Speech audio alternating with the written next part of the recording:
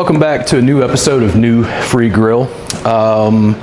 Jack wanted pork, so Cece bought some baby back. I forget what these are called.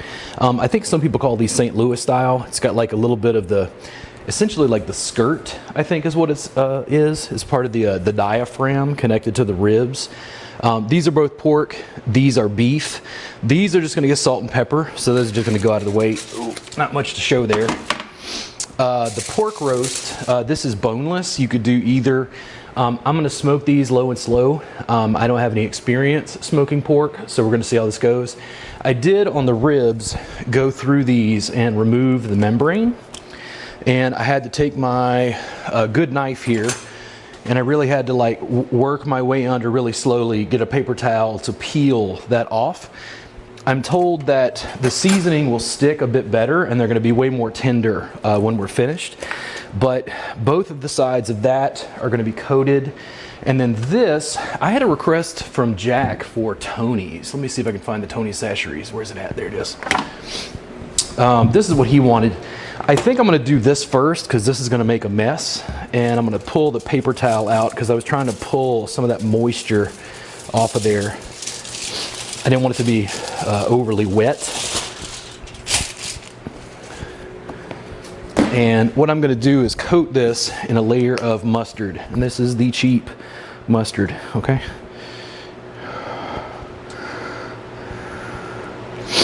And I'm going to smear that on. And that's going to help the seasoning stick to the outside of the meat.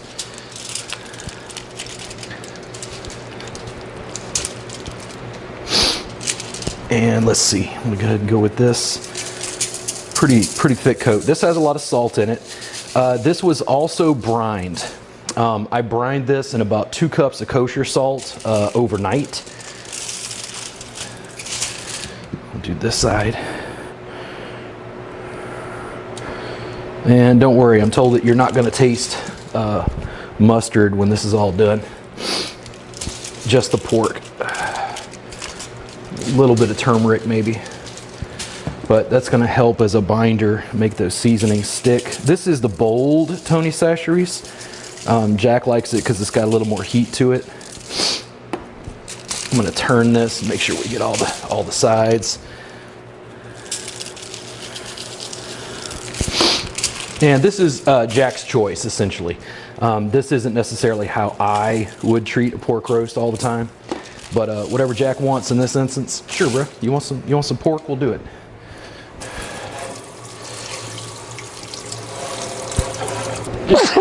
I'm gonna go with a little bit of essentially what's cayenne. It's some chili. You can use whatever you want. I think you could go with salt and pepper. It's gonna be fine. If you want to go with additional spices, feel free. This is essentially just some cayenne. I'm going to sprinkle that. He just wants a little extra heat on his. There we go. A little bit more. Now, all of this isn't going to wind up on the final roast. Some of this is going to cook off. And spices, especially from the Indian market, inordinately cheap. I'm going to let that sit. I think that is pretty good to go. And that is going to go outside in just a minute. Let me clean this up.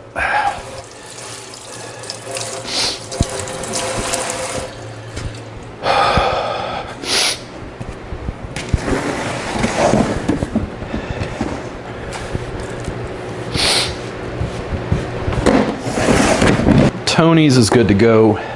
The pork ribs, I'm going to go with a mix here. You'll notice that I didn't put as much salt on the outside of this roast. I can salt that a little bit after. Because this went overnight, it really absorbed more salt probably than these did. These just went for 2 or 3 hours.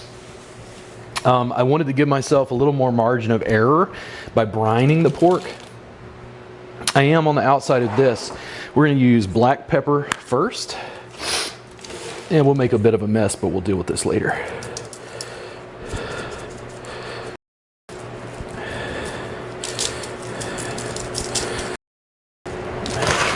And again, bit of a mess.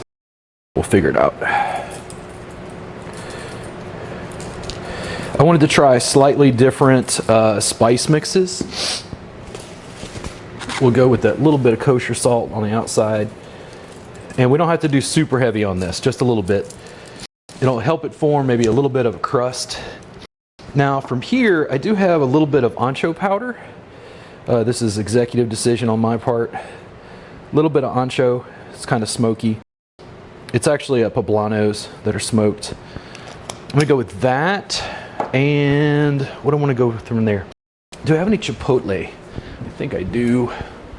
Where is it at? Here it is. So a little bit of ancho, a little bit of chipotle. Whoop, a little bit too much right there. Now we're gonna flip these and season the other side, same thing. Pardon my mess, don't worry, it gets cleaned up. And again, you can see where that membrane was pulled off.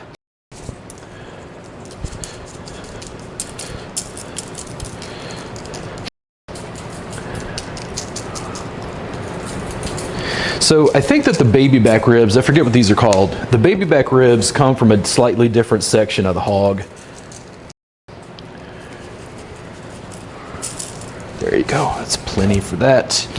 And we got ancho again, other side. And eyeball this, if you want to measure it, it's probably just a couple tablespoons each. Couple tablespoons of black pepper, a couple tablespoons of kosher salt, a couple tablespoons of ancho and chipotle.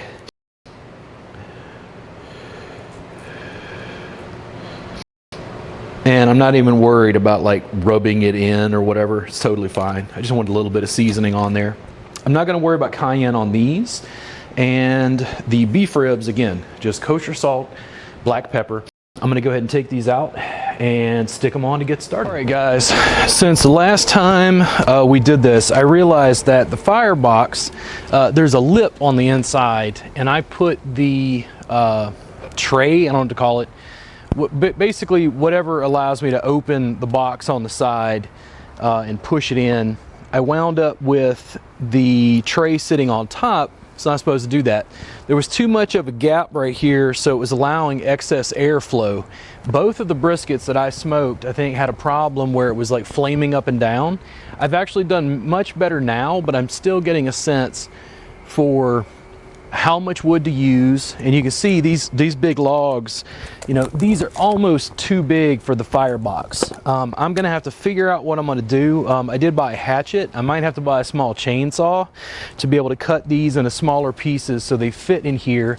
These big logs wind up just catching, and if the wood is older, man, it just flames up. I literally looked from upstairs, I was playing a game, and I was like, oh yeah, it's perfect, it's 250. No, it's not, it was at 500. It spiked up so high, I've literally got paint flaking off of this, and I'm not concerned about it. I can sand this, paint it. The Rust-Oleum on this main, I don't know what to call it. This is the firebox, what's this? The grill, whatever. This right here is not peeling back nearly as much. I just want to maintain this and make sure it doesn't rust long term, but we're doing a little bit better on the fire regulation. I think the size of the logs is a factor, and I need to work with that. Now, when it spiked up to 500, we are at, what is it, 4 or 5 o'clock? It's been 4 or 5 hours. So one of the things that I did was I went ahead and took the beef ribs. They just have kosher salt and black pepper. I went ahead and wrapped them first. The wrapper on it almost started to turn dark. It didn't catch fire, but it did start to turn dark. And it was just too much with this big log that caught, including the bark, which tends to burn real hot and fast. So I went ahead and wrapped the beef ribs. Then when I saw it had spiked up to 500, I came and checked the pork roast and I checked the pork ribs, and both of those had nice color on the outside. Now, the pork was brined and about 2 cups of kosher salt. It makes it a little bit easier, gives me a little more margin of error because of the moisture content. I do not have a drip pan or a pan of water in this case. I went ahead and wrapped both of those at the same time. I'm trying to get an internal temperature of about 205, so somewhere right in there. I was doing some research online. You're not going to be able to fully see this, even though we got a close-up. I'm going to open this up and we're going to check some temperatures and see where we're at. And these are the beef ribs in the back here, and I just stacked them on top of each other. I didn't even worry about it. There we go.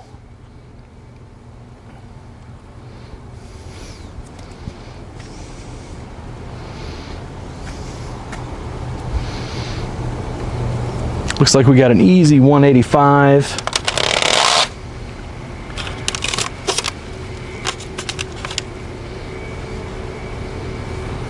On the pork, it looks like we got 194.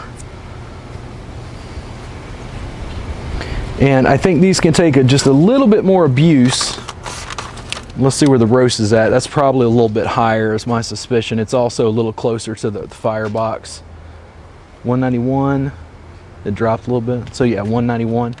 I'm gonna go ahead and just spray these just to get a little more moisture on there. I did spray the inside of the butcher paper when I wrapped it. It makes the butcher paper more pliable, and I feel like it helps me wrap it just a little bit tighter. And again, I don't have a pan with some water in it, so we'll just add that. And our temperature was pretty good before. I'm gonna go ahead and let that sit. I'm gonna check the temperature here.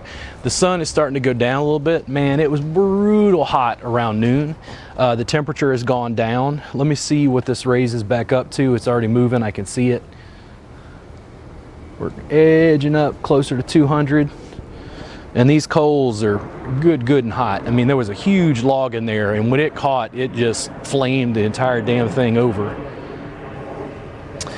We're getting more drippings than in my pan down there, and it's a good thing I check that, make sure it's clear each time you clean it. You don't want a grease fire. You don't want that to build up in the bottom. It's also why I think in the future I might work with the humidity level from the pan. I think that actually helps. This is at 210. Let's see if it keeps going up. Yeah, it is slowly. In fact, let me open this up and see where it's at. Yeah, that's still plenty good, plenty good. So we're gonna leave it for now, probably about another 30 minutes, and then I'm gonna let this keep going and just check it. I don't think we're gonna have to go much longer than that, but I'll make sure at the end to make sure to unveil that so you can see the color on it. I just feel like the butcher paper gives me a margin of error.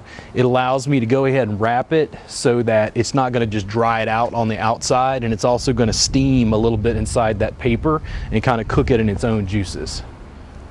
Yep, a little bit closer, just above. It's not quite 250, but it's about 230-ish. Now that my sun has gone down a bit. Tyr, did you knock this over? You're knocking my bits around.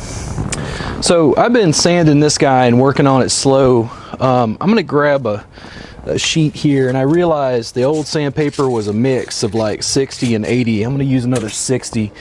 I found that the 80 was like a little bit too not gritty enough, if that makes sense. Interesting. So did this just have like a different size? I don't know. Maybe that's made for a different one. So I'll use the new stuff that I bought, which is 60. I just felt like the 80 wasn't quite cutting it. It was a little too fine. Let me see if I can cut this. I can usually get four pieces per sheet. Well, come on now. There we go. And I felt like the 80 grit, I was just having to muscle it too much. Hey, it's purple. That's pretty nice. Let me see. Right there.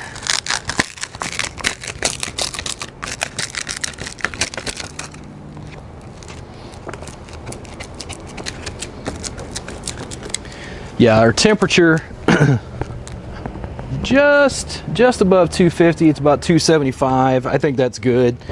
I've been watching more barbecue videos, and I got it bad, guys, real bad, because I got a million damned questions and ideas, and I'll keep working at it. Let me see if this fits once I break it. I'm hoping this is the same size and it'll fit that handle, because I was tearing up my hands.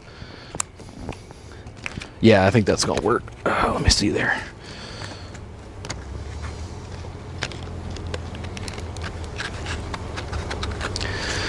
The 80, just too much work. That was like grinding. It's like it shouldn't take me that long to just sand something as thin as that. But I also want to go slow because I don't want to just tear it apart. I think it'd be easy to just knock a hole in this. Look like a sandblaster or something. There we go. Got to get that in there.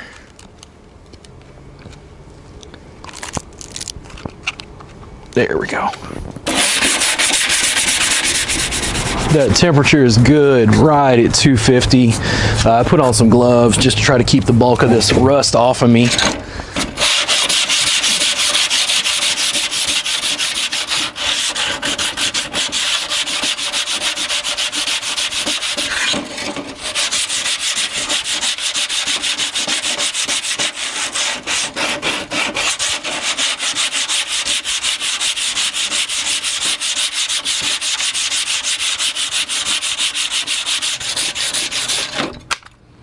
Well, dropped it that time. But our fire is good. I'm gonna leave that just a little bit longer. I think about 30 minutes, I'll check it again. The roast might have to go a little bit longer, but I think the ribs are gonna be done. I just wanna make sure they're tender enough, and I feel like wrapping them in that butcher paper at the end is gonna give me like a little margin of error.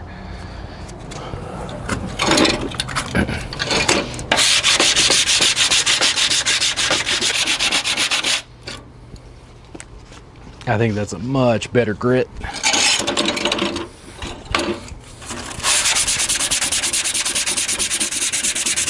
Not get together, but it's gonna intermesh with my new free grill episodes, where I'm smoking meat, doing grill stuff. And we have a beer today. This is the Black Lager from Ugly Pug, which is a Ryer & Sons brewing company, apparently. I'll pull that up in just a second. I'm probably going to start. I wanted to try something a little darker and then work our way a little lighter today.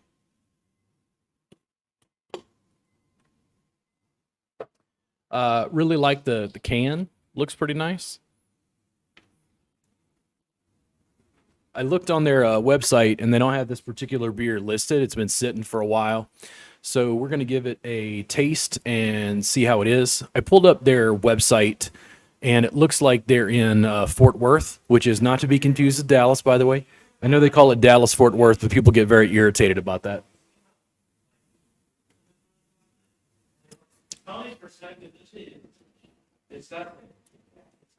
Let's see what else is listed on their website. Man, that's a big wall of text. That's hard to read.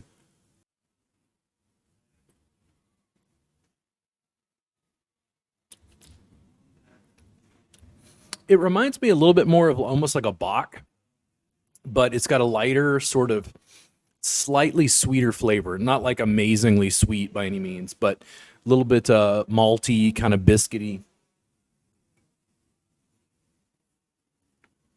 Maybe just a touch of cane syrup, something like that.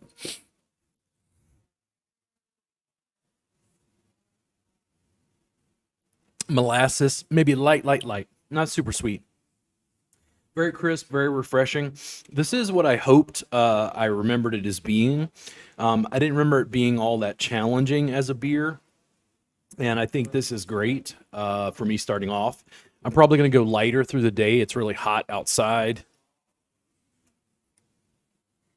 as I'm smoking that pork roast and the ribs.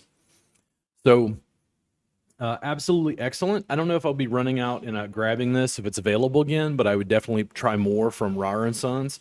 It's pretty nice. Would love to visit the brewery. And in fact, if anybody sees this, you want to be on a podcast, talk about beer, just let me know. But Ugly Pug Black Lager, really great. I like it. So we are back with another beer. We have Starbase, the Terraformer. And let me see. Do I have my reading glasses up here? I do not. Let me see if I can read this. Martian style red ale. Let's crack this open. It's been a while.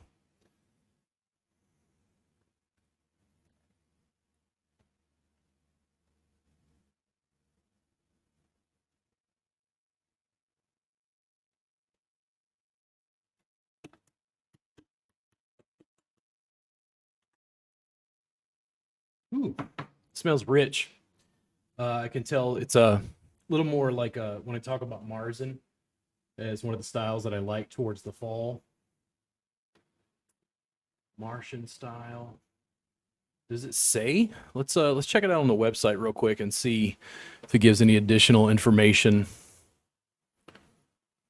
Martian style red ale. Does it list it as a Marzen?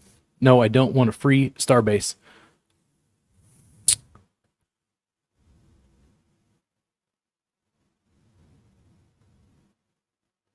I don't see it listed as a Marzen specifically.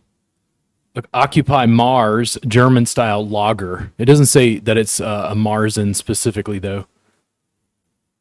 Haven't tried any of these others.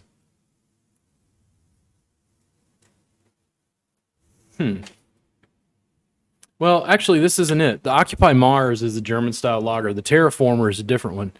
There it is. This is what I got. Now, this is reminds me of oats, malt, easy drinker, not overly sweet.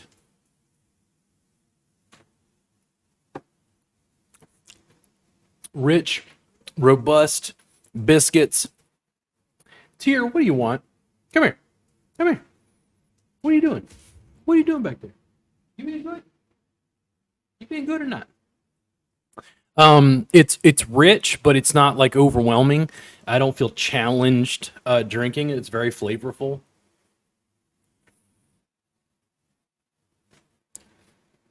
It's certainly not a Pilsner. It's not that crisp. But I think it's amazingly good.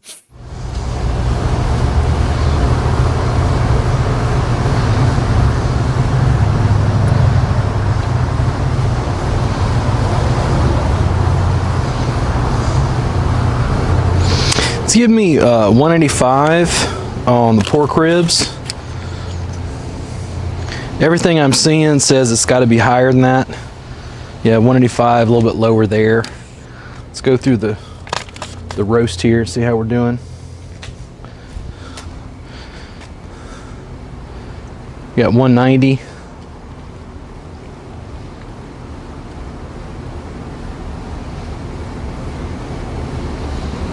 $191. Executive decision. I'm gonna let this go about another 30 minutes. I might have to put a couple little chunks of oak on there just to keep it going. Let me see what that temperature returns to. I looked through the fridge and we actually had another beer from Starbase Brewing. We got the Occupy Mars German style lager. And since it was the same brewery, I didn't have a second one from the Ugly Pug, whatever that was. Well, if I can get this open, maybe one day. Very little fingernails. Didn't even have a pint glass, but I figured, why not? And I figured it'd be really light in color anyway. Just got a chance to show it off. So I sanded down the outside of that. It's not done. I think it's going to need one more go round. And I actually sprayed it down with water to get some of the rust dust off of it. It's so fine. I even almost like stained the stone here. It'll wear over time, but it's just such a fine dust. I swept it up, and then on the grill itself, I just sprayed it with water to get it to saturate and just drain off. It's got a nice color.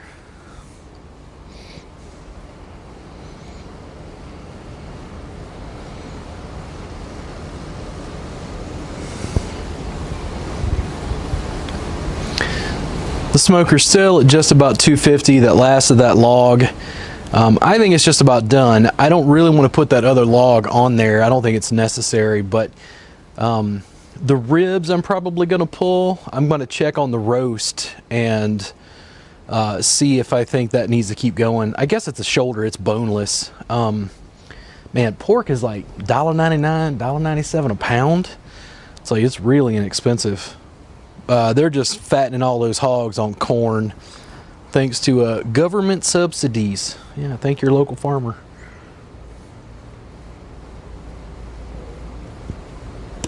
I don't like pork as much as I like beef, but you know, that's just me being biased. Let me look real quick. Yeah, above 200, still just about 230, 240 right in there.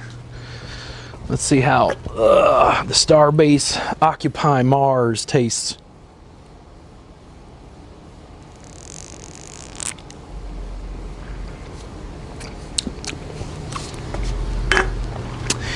Wow, that's way more, not fruity, but a little bit of sweetness, a little bit of honey.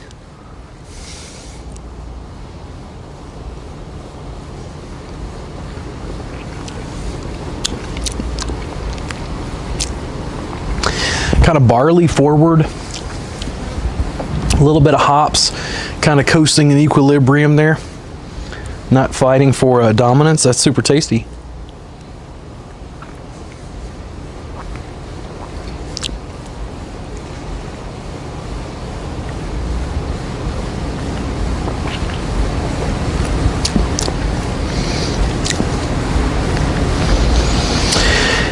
Yeah, I've noticed over time Pilsners and Kolsch, I think, that's some lagers, crisp, cool, refreshing, lighter beers.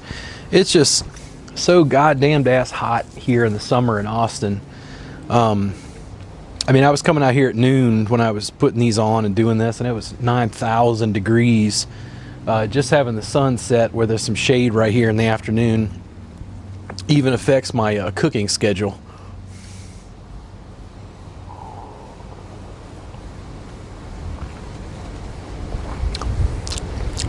Mighty tasty.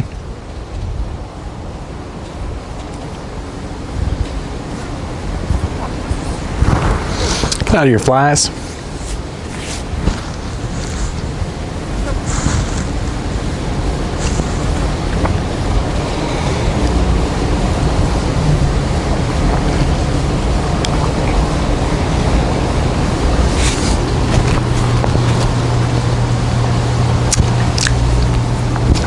I'm going to cover this because I'm going to wind up flies in my beer. I think that'll do it. Let's go ahead and turn this and check it out. I want to see how we're doing out there.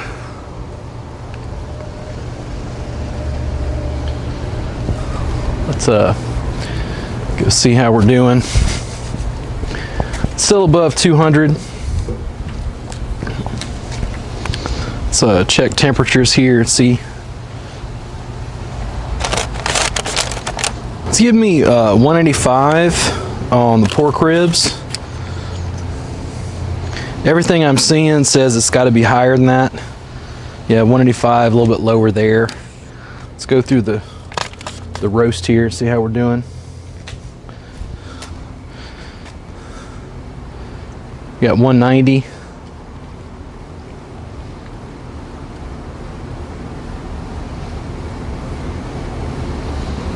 191. 191, executive decision. I'm gonna let this go about another 30 minutes. I might have to put a couple little chunks of oak on there just to keep it going.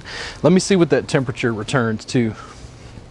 All right, these sat for about 45 minutes. I have no idea whether these are gonna work. I'm concerned that they're gonna come out super tough, which of course is not what we want. When we did the brisket, I was assured by somebody that I had to cook it longer. And one of the things that happened with the first brisket is I rested it at that 150, I think, overnight, which isn't really to me like a cooking temperature. That's more like a keep it warm temperature. But you will maintain, like if you took it off at 180 or 190, on the smoker, it means that that cooking process is going to continue even at the 150, or at least for a little while. It's not just keeping it warm. The second brisket we did at 170. 170 to me is getting a little bit closer, and what I don't know is if the oven is at 170 and you're cooking a larger piece of meat, does it retain more temperature? Like thermodynamics, essentially. Like once it gets warm, does it continue to hold on to that warmth because of its size in a way that a roast is going to be different than a rack of ribs? So I don't know. Everything I read said it had to get to 200 degrees. I haven't had a brisket, I haven't had ribs, I haven't had anything to get to 200 degrees, and I'm still dealing with temperature regulation issues on the smoker. There was one point where I looked at it from upstairs, and I was like, oh, it looks great. I went downstairs, it was 500 degrees. The problem is that line to 250 is the same thing as 500 when it's gone that high. It's just that a whole log caught and got super, super hot. I'm going to continue to work at it. I'm a little confused about the temperature because the second brisket came out really well. It was not as tender as I want. And one of the things I keep running into and they keep talking about is connective tissue breaking down from collagen into gelatin. And gelatin being the thing that you want because some of not only the muscle fibers but the fat breaks down and it's got a better mouthfeel. It makes it more tender. That's why people were telling me that they think I didn't cook the brisket long enough, but I'm trying to figure out. I wrapped these, and I should have wrapped this with some tallow or some other fat, some bacon fat, whatever. I went ahead and just sprayed it with water and continued for, I think these smoked probably about 4 hours, and then I went another 2 hours wrapped, and you can see like on the edge here, it almost looks like it didn't burn, but it's almost like black, like it almost like it caught, fire. So we're gonna go ahead and try the beef ribs. Let's see what knife I can use.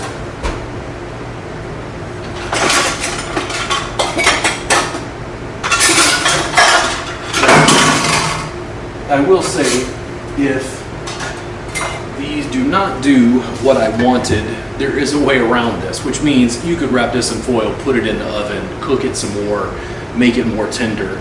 I want to see what it's like now and then compare it for like future reference. This isn't a matter for me, again, of perfection. It's just about making it better. And I'm trying to understand the process.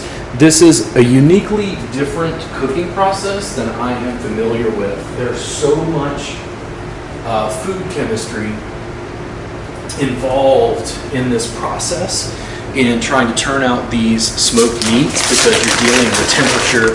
Hey, looks like some of it broke down. It's just a massive degree of like food geekery for me to sit and look at this.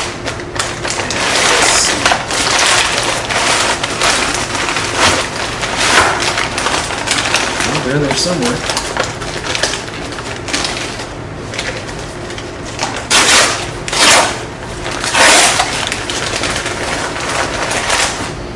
Now, these look really good to me. I'm wondering, I don't know. I think that might have come out better than I thought. Now, my confusion is this. Everything I'm reading says it's got to be 200 degrees. So I'm a little confused. If these turned out well, what's the issue? Like, what's going on in terms of temperature that I'm not getting? And I don't think it's my thermometer. I don't think my thermometer is miscalculated or calibrated, I should say.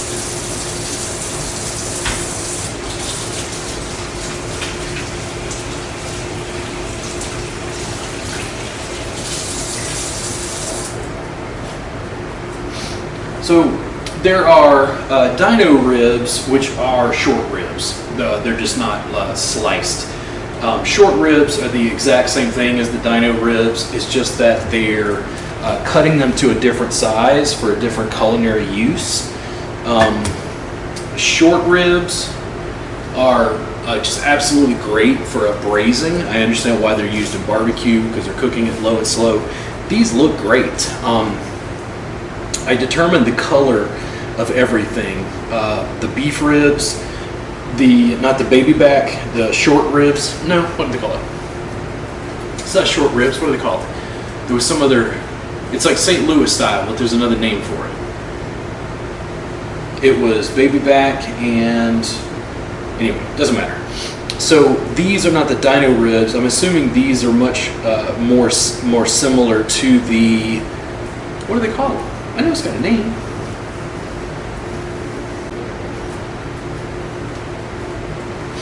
The name I was forgetting that was driving me crazy is spare ribs. So it's different sections of the animal's rib cage, whether it be a hog or a cow. And I think that these are essentially from the same area that like the baby backs are, is my guess. Two different animals, but different similar anatomy. I'm gonna go ahead and just slice into these because I want to see, is it tough? Hit a little bone right there. I'm not hitting the right edge. There we go. Where's that bone at? And again, if these are still tough, I don't have any issue. They're at an angle. Putting these in the oven should I need to. Where's that bone? There it is. No, I think that's just one right there. So let's go ahead and give this a taste. Now, the beef ribs did get salt on the outside. I did not salt, other than the Tony's. The Tony's is going to have some salt in it, but I did not put salt on the outside of the pork spare ribs or the baby backs. Pork generally, I find it really interesting. Commercially produced pork cooks at relatively the same. Looking at the ice cream man, what's going on? So it sounds like. So pork seems to cook generally uniformly. I'm going to grab one of these. We're going to see how this did.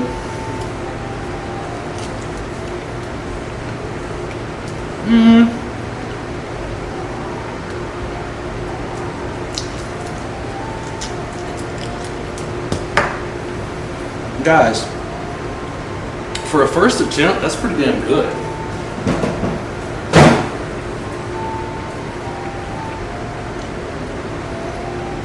There's some texture and chew to it.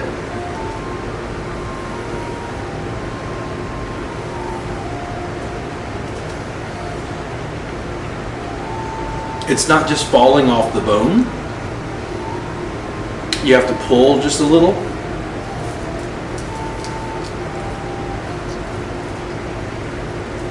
But for this cut of rib, that's probably the best I've ever had.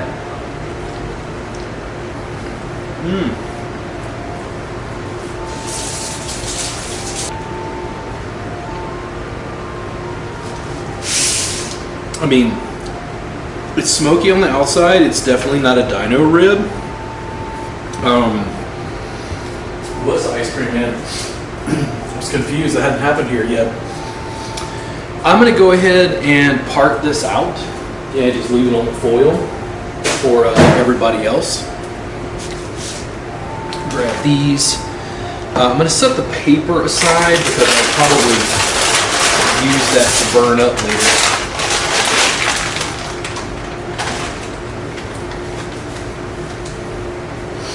And then after I slice these, like I said, we'll just put them on here for everybody so they can grab what they want.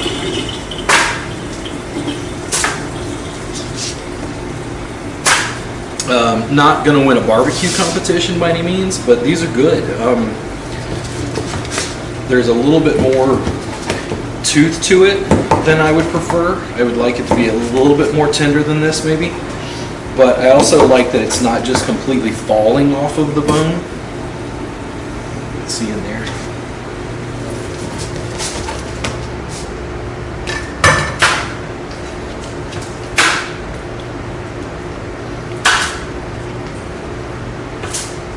I also think taking the membrane out made a difference.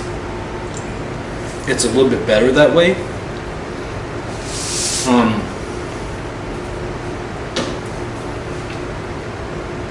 The ribs separate from each other more easily. Those are great. I would think I would serve those at a party. Now, we're going to go into the pork ribs. I'm going to get a separate tray because I know that that's going to make a mess. Put some foil on here.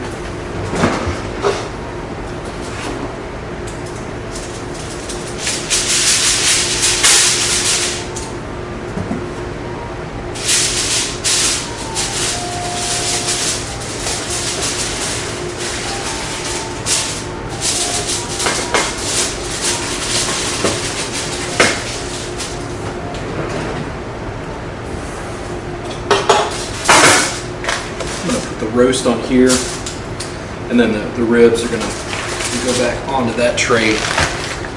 Looks pretty good on the bottom here, sealed in some juices. Let me put this on here, actually. I'm afraid it's going to run everywhere. So I don't have a big preference between spare ribs and baby back. The St. Louis style has that little bit of extra like bone in it. These did not, to my eyes, these did not pull away from the bone well. It looks a little dark on the outside, but that's mainly because of that high heat spike I was talking about. After I hit that high heat spike, I wrapped these because I didn't want them to dry out. And we are going to see. So this was just kosher salt, black pepper. These were not brines. These were brined. That was to give me a little bit more of a margin of error so that I just didn't burn the hell out of it. And these had a mixture of ancho and chipotle powder with, I don't think I put salt. I think I left the salt out because I'd already brined them so heavily. And I added just a little bit of, what did we put? Ancho. Was it black pepper? I don't think there was. Because on this it was mustard, and then it was like the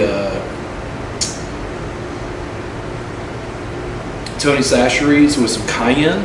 With this, I think it was just the ancho and chipotle. I don't think there was anything else added. So let's slice some of these and see how these did.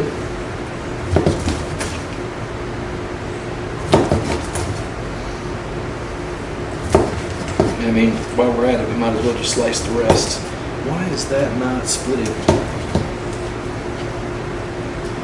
Huh. No, it's about to tear. Okay. Looks like we got a curve right there.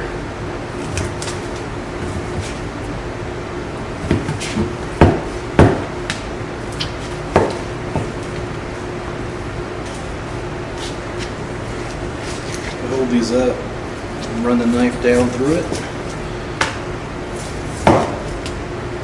So this is what I don't understand. I feel like these are pretty good. Again, I don't think this is, barbecue competition, but for me, not having much experience at it, I feel like, dude, look at this.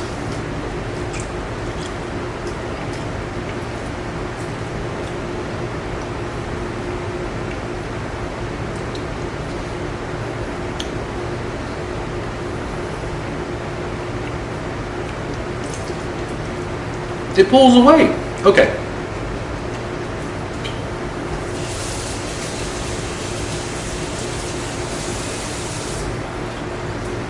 Am I missing something? Because these are all coming out well. When I'm measuring the temperature, I'm not getting over 200 degrees. Everything I'm reading is saying it needs to be like 200 to 208, 200 to 205, something like that. Like, these are awesome. I have a really hard time thinking, unless you're a snob, that somebody would dislike this. They're still stuck to the bone. It's still got some texture. But it pulls. And the other thing I noticed is there's a very distinct difference in the dryness in those and these. These have no additional salt. It's perfect. The salt with the brine just permeates through, and the ancho has like an earthy flavor. The chipotle sticks out with just a little bit of spice that's kind of building on my palate.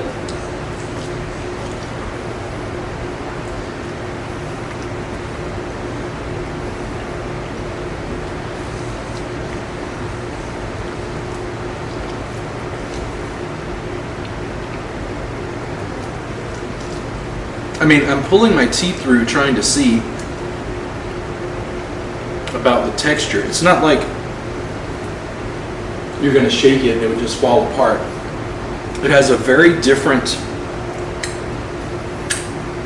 texture than what I've had from, say, restaurants, where I feel like maybe it's a little overcooked. I mean, I was worried that these would be dry. And I wouldn't say that the beef, it's not dry. It's just not as moist as these are. It's not quite as juicy, but that brine, it soaks up so much salt and so much moisture. It gives me more of a margin of error, which I think I need because I'm learning how to. It almost wants to tear, so I think those are good as well. Let me start lining these up. And the dog is patiently waiting because I believe the dog would like one of these bones. The dog, however, did chew up a bag of my salt from Amazon. A whole fucking bag of salt? Really, Cheer? Come on now. Are you fucking kidding me? Did you want to eat a bag of salt? Is that what you were craving that day?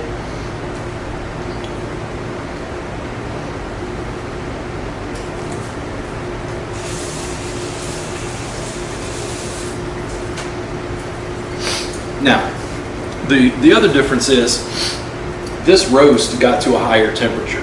I think because it's just a bigger piece of meat, and I am sitting down thinking about physics and like thermodynamics at the moment. Let's take this guy, and again, it started to tear right there. It's got some color, it's got a bit of a bark. Let me see where the bones are on this. Well, you can barely find them.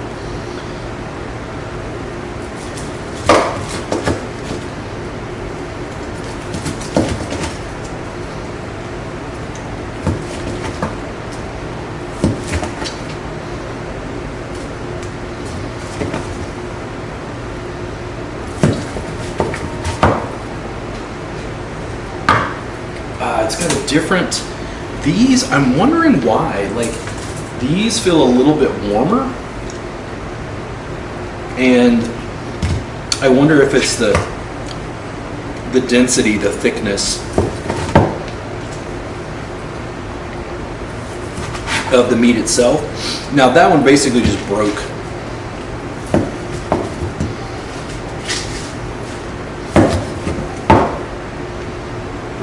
Boom, empty. Right there, one more. Oh, that one just tore apart. It almost fell off.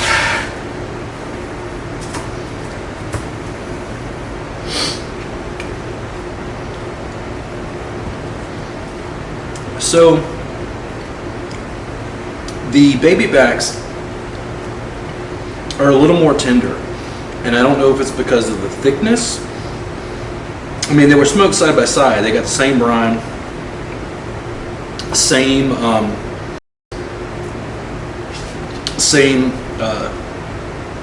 damn it, why can't I remember words today? Same spices. It does pull. Guys, these never hit 200. I don't understand.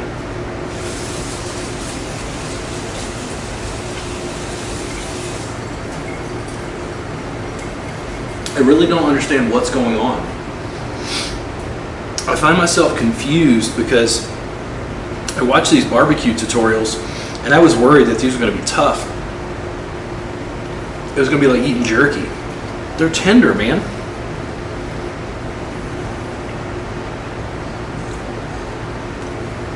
Oh.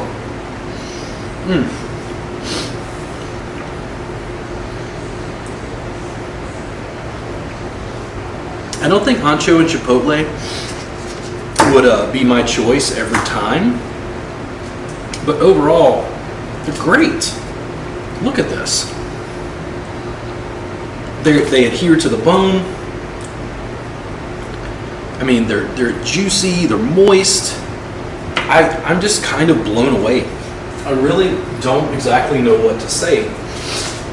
I'm kind of taken aback and confused because I've had temperature issues. I continue to think about it, and one of the differences is, like my grill smoker, it spiked up to 500 degrees. When it spikes up to 500 degrees, the internal temperature in that compartment is 500, but it doesn't mean that the meat got to 500. And here was the issue. I wrote it down on a napkin. When these finished, when I pulled them, were 163 degrees. These were 170, and this was 190. None of it reached the 200 degrees I keep being told that it has to get to. Let's crack this open and see how it did.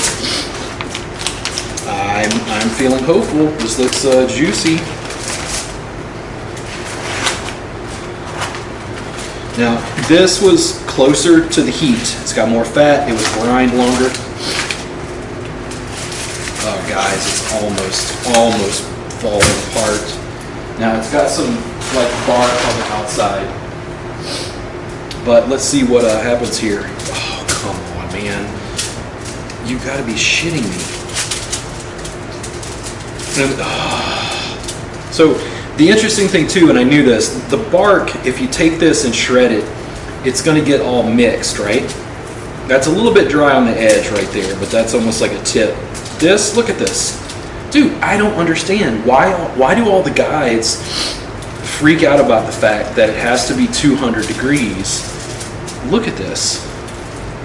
I don't think the thermometer is broken, so I'm really confused as to what's going on. I mean, it shreds, and I had to wait until it cooled. It's still a little hot on the inside.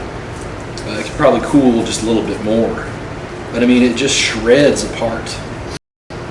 So this is not a bone-in shoulder roast. I think that would be my preference. This was a boneless roast. I'm not even sure exactly what it was. I'm gonna pull a little piece right here.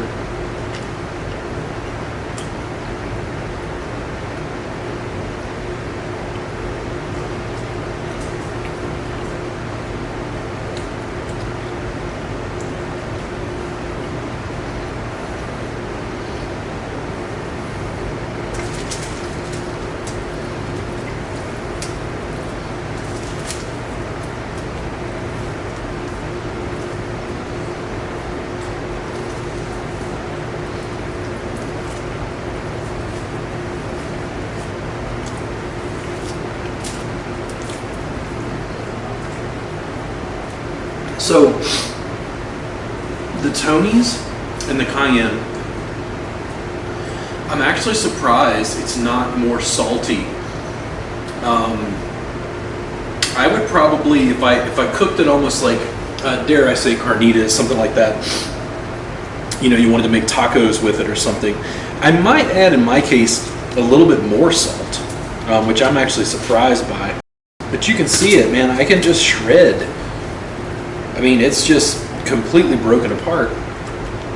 And I don't understand.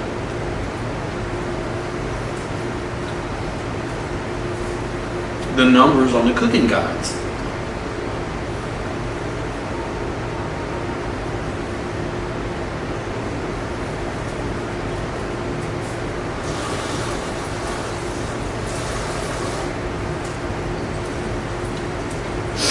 I mean, honestly, I love beef, but I think the baby backs are my favorite. Let me go for another piece of beef rib.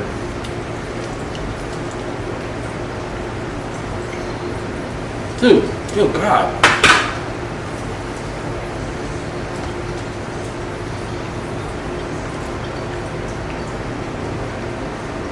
It's like I keep thinking that I've messed it up somehow. And these are awesome. If I went to somebody's party, here, watch out. If I went to somebody's party and they served this, I would be blown away. By no means is it like the best I've ever had, but let's see. I'm trying to think of all these. I don't know that I've ever done ribs. To my knowledge, I don't think I have. I don't think I've ever done ribs on a grill or smoker. And I don't think I've ever done like a whole pork roast. And these came out great. Anybody who complained about this is probably a chef. They would probably tell me I could improve it in small ways. What I can't figure out is the temperature I pulled, 163, 170, 190. I don't get it. I kept like probing it with the thermometer, hoping the temperature would go up to that 200 degrees because they kept saying, you know, saying it was so important. And I don't know. I don't know what the deal is. I know that this has just more like thermal mass. It's a bigger, cut of meat than even. I feel a textural difference in the baby back ribs as compared to the, what do I call it again? Spare ribs. Yeah, the spare ribs are a little bit less cooked, and I think it might just be with thermal mass. But I'm so confused now. I mean, I absolutely love what I'm doing, but I've got to figure out more about the temperature regulation on the smoker, and then also the internal temperature of the meat and how to work certain things. I feel like I'm going to wind up with those insertable thermometers that are running while I'm cooking. Guys, this is all great. I have a hard time thinking this won't all get eaten pretty quickly. Thank you guys so much for tuning in. We'll continue the experiment, continue to show more. I'm not going to finish up the second grill. It needs to be sanded some more tomorrow. I'll probably document that and then make it its own, or another portion of an episode. Thank you guys so much for tuning in to New Free Grill. I really appreciate it, and more to come.